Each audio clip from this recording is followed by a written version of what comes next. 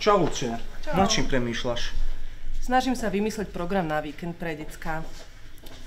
Musím ich dostať od televízora, od počítača, ale musíme sa aj učiť do školy. Strašne rada by som išla na výlet, no neviem, ako to stihnem. Aha, no asi by som ti vedel pomôcť. A ako? No, zahrajte si rodinnú hru Majster Leonardo. Na hru asi nemám čas. Ale táto hra je zábavná, poučná, vzdelávacia. Decka naučí niečo z matematiky, fyziky, prírodovedu, ale aj dejepis. Učenie môže byť zábava? No samozrejme. Vlastnoručne si vyrobíte drevený katapult.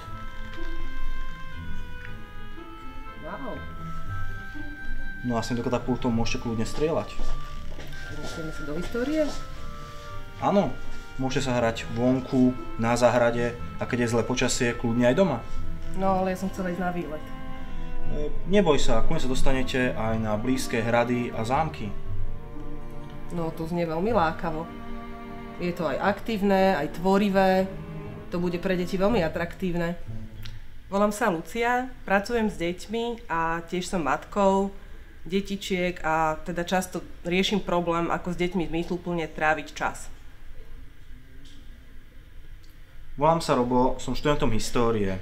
Často riešim problém, ako ľudí históriou zaujať. Všetci si myslia, že história je len samé nudné memorovanie faktov.